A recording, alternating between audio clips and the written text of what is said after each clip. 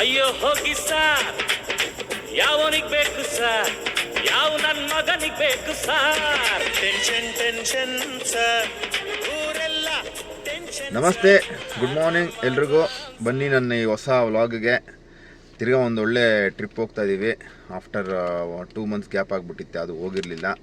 So ಹಂಗೆ ನಮ್ಮ ಹಳೆ ಗ್ಯಾಂಗು, ನಮ್ಮ ಲೋ ಬಜೆಟ್ ಗ್ಯಾಂಗು ಒಂದು ಟ್ರಿಪ್ಪು ಸಡನ್ನಾಗಿ ಪ್ಲ್ಯಾನ್ ಮಾಡಿ ಹೋಗ್ತಾ ಇದ್ದೀವಿ.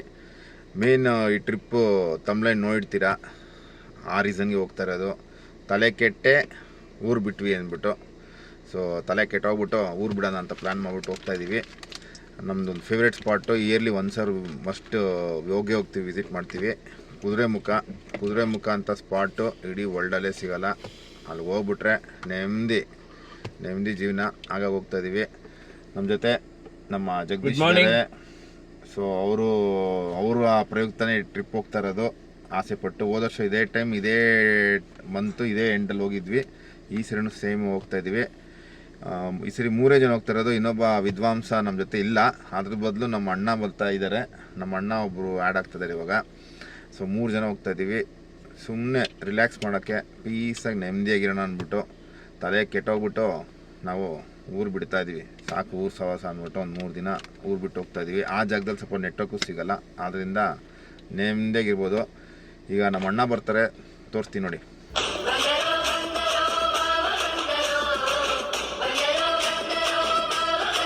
ಈ ಊರು ಬಿಟ್ಟು ಎಲ್ಲರೂ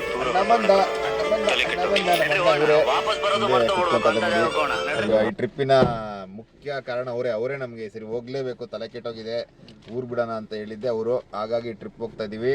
ಅಣ್ಣ ಕಣೋ ಇವರು, ಅಣ್ಣ ಕಣೋ ನಿಮ್ಮ ನೆರಳಲ್ಲಿ ನಾವು ಕಣೋ. ಚೆನ್ನಾಗಿ ನೋಡ್ಕೋ ಸಾಗ ನಮ್ಮನ್ನ, ನೀನು ಹೆಂಗೆ ಹೇಳ್ತೀವಿ ಹಂಗೆ ಮಾಡ್ತೀವಿ. ಎಲ್ಲ ನಿಂದೇ ಸರಿ ಟ್ರಿಪ್ಪಲ್ಲಿ.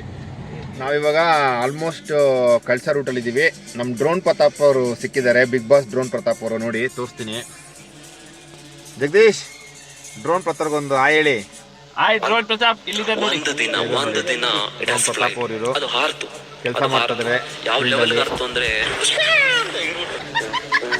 ಓಕೆ, ಪ್ರತಾಪ್ ಅವರು ನೋಡಿ ತುಂಬಾ ಖುಷಿ ಆಯ್ತು. ನೋಡುವ ಮನೆಗೆ ಸಾಗರ್ ವಿಜ್ಞಾನಿ ಅಂತ ಹೇಗೆ ಡ್ರೋನ್ ಪ್ರತಾಪ್ ಅಂತಾರಾಷ್ಟ್ರೀಯ ಮಟ್ಟದಲ್ಲಿ ಗುರುತಿಸಿಕೊಂಡ ವಿಜ್ಞಾನಿ ಅಂತ ಹೇಳ್ಕೊಳ್ಳೋದಕ್ಕಿಂತ ನಾನೊಬ್ಬ ರೈತನ ಮಗ ಅಂತ ಹೇಳ್ಕೊಳ್ಳಕ್ಕೆ ನನಗೆ ಬಹಳ ಹೆಮ್ಮೆ ಆಗುತ್ತೆ. ನಾನು ಹಂಗೆ ಕಳ್ಸ ಹೋಗೋ ದಾರಿಲಿ ಒಂದು ಬ್ಯೂಟಿಫುಲ್ ಲೊಕೇಶನು.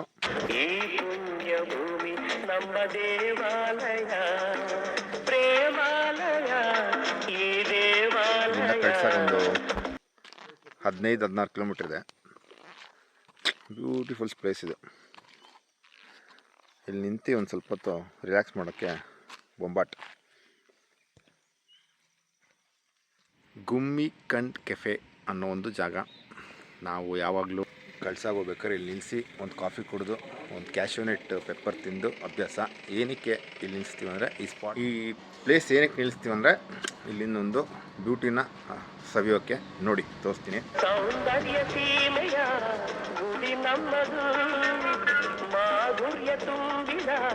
ಒಳ್ಳೆ ಲೊಕೇಶನಲ್ಲಿ ಕಾಫಿ ಶಾಪ್ ಇದೆ.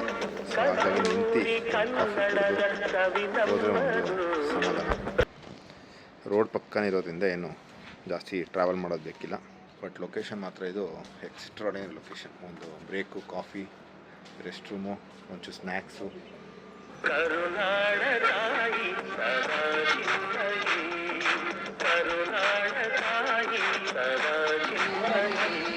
ಹೊರನಾಡು ಅನ್ನಪೂರ್ಣೇಶ್ವರಿ ಸನ್ನಿಧಾನದಲ್ಲಿ ನಾವೆಲ್ಲ ಇದ್ದೀವಿ. ಈಗ ಸೀದಾ ದರ್ಶನಕ್ಕೆ ಹೋಗ್ತಾ ಇದ್ದೀವಿ. ಜಗದೀಶ್ ರವರು ನಮ್ಮ ಹಿರಿಯ ಸ್ಥಾನದಲ್ಲಿ ದೊಡ್ಡ ಅರ್ಚಕರು ಇವತ್ತು ಅವರೇ. 2ನೇ ಸ್ಥಾನದಲ್ಲಿ ಸಾಗರು, ನಾವು 3ನೇ ಸ್ಥಾನ. ವೆದರ್ ಅಂತೂ ಬ್ಯೂಟಿಫುಲ್, ಲೈಟ್ ಡ್ರಿಸಲ್ ರೈನು, ಸಾಕಾಗಿದೆ. ಹೊರನಾಡಿಗೆ ಯಾವಾಗ ಬಂದರೂ ತುಂಬ ಖುಷಿ ನಮಗೆ. ಒಂಥರ ಇಲ್ಲಿನ ವಾತಾವರಣನೇ ಒಂದು ಬ್ಯೂಟಿಫುಲ್. ಹೊರನಾಡಲ್ಲಿ ಇವಾಗ ಪ್ರಸಾದ ತಿನ್ನುವಂಥ ಸಮಯ. ರೆಡಿ ಬ್ಯಾಟಿಂಗಿಗೆ ಬರ್ತಿದ್ದಂಗೆ ಕ್ಲೀನಾಗಿ ತಿಂದು ಕೈ ಮುಟ್ಕೊಂಡು. ಎಷ್ಟೇ ದೊಡ್ಡ ಹೋಟ್ಲಲ್ಲಿ ಹೋಗಿ ಏನು ಬೇಕೋ ತಿನ್ಬೋದು. ಈ ಥರ ಪ್ರಸಾದ ತಿಂದು ಸವಿದು ತೃಪ್ತಿ ಆಗುತ್ತಲ್ಲ, ಈ ತೃಪ್ತಿ ಎಲ್ಲೂ ಸಿಗಲ್ಲ. ಈಗ ನಾವು ಬಂದಿರೋ ಸ್ಥಳ ಕ್ಯಾತನ್ಮಕ್ಕಿ ಹಿಲ್ ಪಾಯಿಂಟ್ಗೆ ಹೋಗಲಿಕ್ಕೆ. ಸೊ ಇಲ್ಲಿ ಬಂದರೆ ಈ ಒಂದು ಸ್ಟಾಪ್ ಇದೆ. ಸೊ ಇಲ್ಲಿ ಈ ಊರಲ್ಲಿ ಜೀಪ್ ಫೆಸಿಲಿಟಿ ಇರುತ್ತೆ. ಸೊ ಸೊ ನಾವು ಬಂದು ಆರಾಮಾಗಿ ಜೀಪ್ ತೊಗೊಂಡು ಮೇಲೆ ಹೋಗ್ಬೋದು. ಸೊ ಸದ್ಯಕ್ಕೆ ಇಲ್ಲಿ 1500 ರೂಪಾಯಿ ಚಾರ್ಜ್ ಮಾಡ್ತಾರೆ ಒಂದು ಟ್ರಿಪ್ಗೆ. ಸೊ ಆ ಜೀಪಲ್ಲಿ ಒಂದು 6 ಜನ ಆರಾಮಾಗಿ ಹೋಗ್ಬೋದು. ಸೊ ಇನ್ ಕೇಸ್ ನೀವು ಇಬ್ಬರಿದ್ದೀರಾ 4 ಜನ ಇದ್ದೀರಾ ಅಂದರೆ ಬೇರೆಯವ್ರ ಜೊತೆ ಕ್ಲಬ್ ಮಾಡ್ಬೇಕಾದ್ರೆ ಹೋಗ್ಬೋದು. ಬಟ್ ಪಾರ್ಟಿ ರೆಡಿ ಇರಬೇಕು. ರೆಡಿ ಇದ್ದರೆ ನಾವು ಕ್ಲಬ್ ಮಾಡಿ ಹೋಗ್ಬೋದು. ಇಲ್ಲ ಅಂದರೆ ಸ್ವಲ್ಪ ವೆಯ್ಟ್ ಮಾಡಬೇಕು. ಯಾರೋ ಒಂದು ಬರ್ತಾರಲ್ಲ ಗ್ರೂಪು, ಅವ್ರ ಜೊತೆ ಮಾಡ್ಕೊಂಡು ಹೋಗ್ಬೋದು. ಸೊ ಅದಕ್ಕೆ ನಾವು ವೆಯ್ಟ್ ಮಾಡ್ತಾಯಿದ್ದೀವಿ. ಇವಾಗ ಇಲ್ಲೊಂದು ಗ್ರೂಪ್, ಬಾಯ್ಸ್ ಗ್ರೂಪು, ಒಳ್ಳೆ ಜೋಶಲ್ಲಿದ್ದಾರೆ. ನಡ್ಕೊಂಡು ಹೋಗ್ಬಿಡೋಣ ಅಂದ್ಬಿಟ್ಟು ರೆಡಿಯಾಗಿ ಹೋಗ್ತಾ ಇದ್ದಾರೆ. ನಡ್ಕೊಂಡೋದ್ರೆ ಒಂದು 6 ಕಿಲೋಮೀಟ್ರ್ ಆಗುತ್ತೆ. ನಡಿಬೋದು ಆರಾಮಾಗಿ. ಜೀಪ್ ಹೋಗೋ ರೋಡಲ್ಲೇ ನಡ್ಕೊಂಡು ಹೋಗ್ಬೋದು. ನೋಡಿ ಇಲ್ಲಿ ರೂಟ್ ಕಾಣಿಸ್ತಾ ಇದೆ ನೋಡಿ, ಜೀಪ್ ಹೋಗೋ ರೋಡು. ಬಟ್ ಇವಾಗ ಮಳೆ ಬಂದು ಹೆವಿ ಕೆಸರಾಗಿ ರೋಡ್ ಒಳ್ಳೆ ಹೆವಿ ಆಫ್ ರೋಡ್ ಆಗಿರುತ್ತೆ. ತೋರಿಸ್ತೀನಿ ನಿಮಗೆ ಆಮೇಲೆ ಹೋಗ್ತಾ. ನಡ್ಕೊಂಬರ್ಬೋದು. ಒಂದು 2 ಅವರ್ಸ್ 2.5 ಅವರ್ಸ್ ಆಗುತ್ತೆ.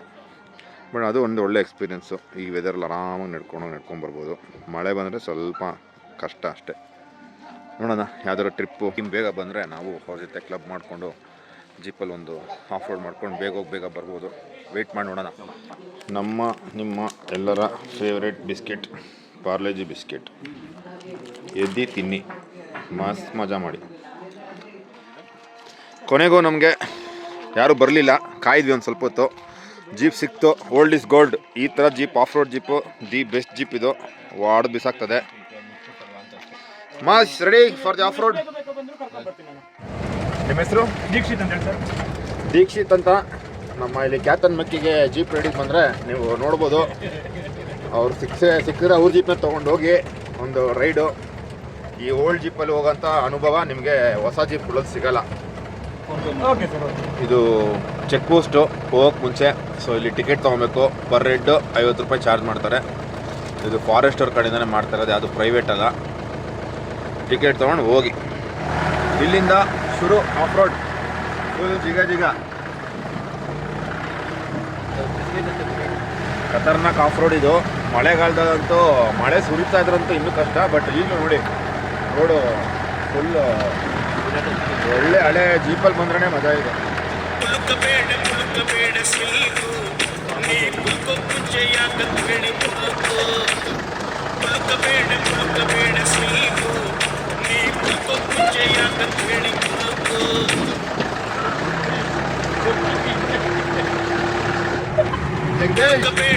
ಏನ್ ಮಾಡ್ತಾ ಇದ್ದೀರಾ?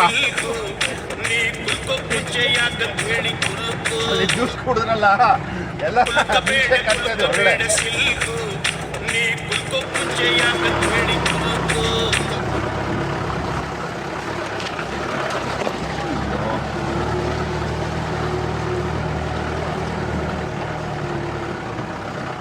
ಬಂದಿದ್ದೀವಿ ವ್ಯೂ ಪಾಯಿಂಟ್ಗೆ. ಇಲ್ಲಿ ಸ್ಟಾಪ್ ಅಷ್ಟೇ. ಇಲ್ಲಿಂದ ಇಳಿದು ನಡ್ಕೊಂಡು ಹೋಗ್ಬೇಕು. ಆಮೇಲೆ ಹೋದ್ರೇ ನಮಗೆ ವ್ಯೂ ಪಾಯಿಂಟ್ ಸಿಗುತ್ತೆ. ಸೊ ಹೋಗುವ, ನಡ್ಕೊಂಡು ಹೋಗ್ಬೇಕು ಅಲ್ಲಿಗೆ, ಆ ಸ್ಪಾಟ್ಗೆ. ಅಲ್ಲಿದ್ದಾರೆ ನೋಡಿ ಎಲ್ಲರೂ. ಅಲ್ಲಿ ಹೋದ್ರೆ ವ್ಯೂ ಪಾಯಿಂಟ್. ನನ್ನ ಮಕ್ಕಳಿಗೆ ತಿಂದ್ಬಿಟ್ಟು ಮನೇಲಿ ಬೇರೆ ಕೆಲಸ ಇರಲ್ಲ, ಇಲ್ಲಿ ಬಂದು ನಿಂತ್ಕೊಂಡು ಹೋಗೋ ಬರೋರ್ನೆಲ್ಲ ತರಲೆ ಮಾಡ್ಕೊಂಡು.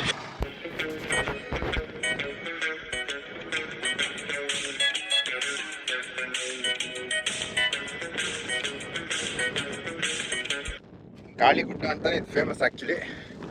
ಹೆವಿ ಗಾಳಿ ಇರುತ್ತೆ. ಆಮೇಲೆ ನಡಿಬೋದು, ಏನು ಕಷ್ಟ ಇಲ್ಲ, ಆರಾಮಾಗಿ ನಡಿಬೋದು. ಸಖತ್ ಗಾಳಿ ಇರುತ್ತೆ. ಆ ಮೇಲೆ ಹೋದ್ಮೇಲೆ ನೋಡಿ ವ್ಯೂ ತೋರಿಸ್ತೀನಿ. ಎಕ್ಸ್ಟ್ರಾಡಿನರಿ ವ್ಯೂ ಅಲ್ವಂತೂ ಸೂಪರ್. ಇದಕ್ಕೋಸ್ಕರ ಬರ್ಬೇಕು ಆ್ಯಕ್ಚುಲಿ, ಈ ವ್ಯೂಗೋಸ್ಕರ. ಬನ್ನಿ ಹೋಗೋಣ ಮೇಲೆ.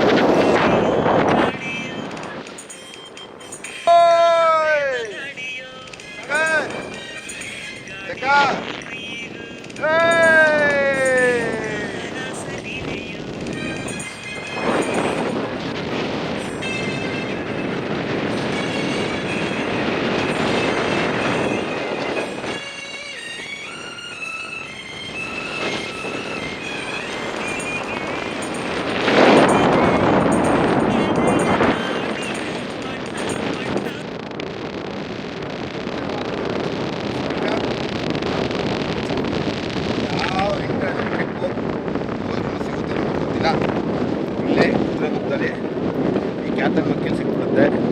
ಇಲ್ಲಿ ನಾನು ವರ್ಷಕ್ಕೆ 2 ಸರಿ 3 ಸರಿ ಬರ್ತಾನೆ ಇರ್ತೀನಿ. ಎಷ್ಟು ಸರಿ ಬಂದ್ರೂ ನಾನು ಸ್ಯಾಟಿಸ್ಫೈ ಆಗೋದೇ ಇಲ್ಲ, ಇನ್ನೂ ಬರೋಣ ಅನಿಸ್ತಾ ಇರುತ್ತೆ. ಆ ಥರ ಒಂದು ಜಾಗ ಇದು. ವರ್ಷಕ್ಕೆ ನಾನು 2 ಸರಿ ಅಂತ ಗ್ಯಾರಂಟಿ ಬರ್ತೀನಿ. ಫುಲ್ ಫಾರ್ಮ್ ಕಾಣ್ತಾ ಇಲ್ಲ. 2 ನಿಮಿಷ 1 ನಿಮಿಷದಿಂದ ಕೂಡ ಕಾಣ್ತಿತ್ತು, ಇವಾಗ ಏನು ಕಾಣ್ತಿಲ್ಲ. ಸೂಪರ್.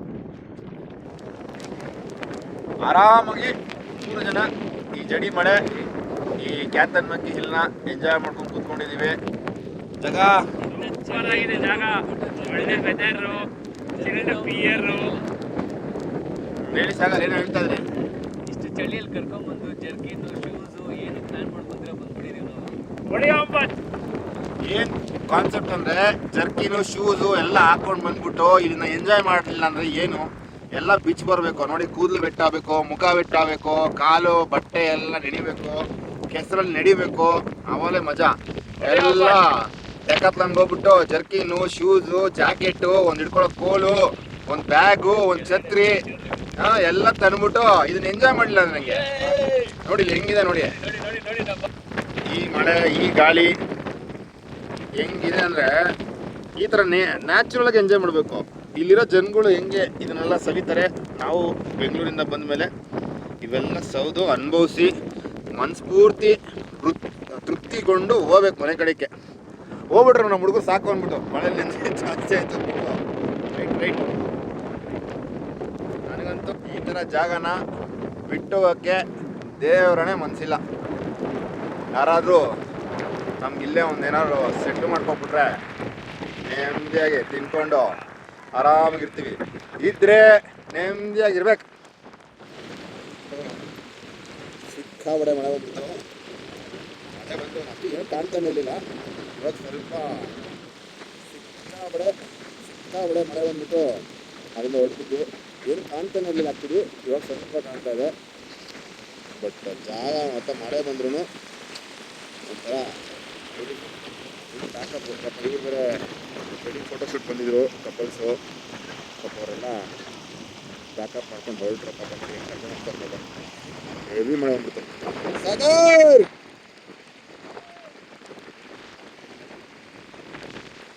ಸಾಕು ಕಡೆ ಹೊಟ್ಬಿಡೋಣ, ನೆಂಟೋಗ್ಬಿಟ್ರೆ ಹಾಳಾಗ್ಬಿಡುತ್ತೆ.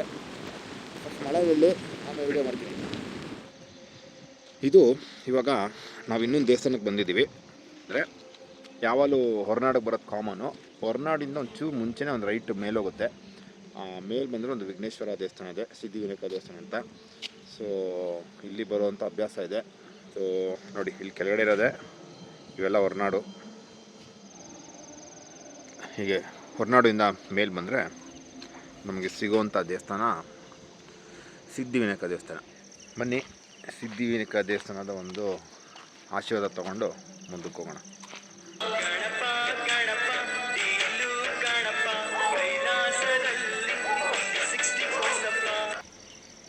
ದಸರಾದ ಒಂದು ಪ್ರಯುಕ್ತ ಇಡೀ ಕಲಸ ವಿದ್ಯುತ್ ಅಲಂಕಾರ, ಲೈಟಿಂಗ್ಸ್ನಲ್ಲಿ ಅಲಂಕಾರವಾಗಿದೆ ನೋಡಿ.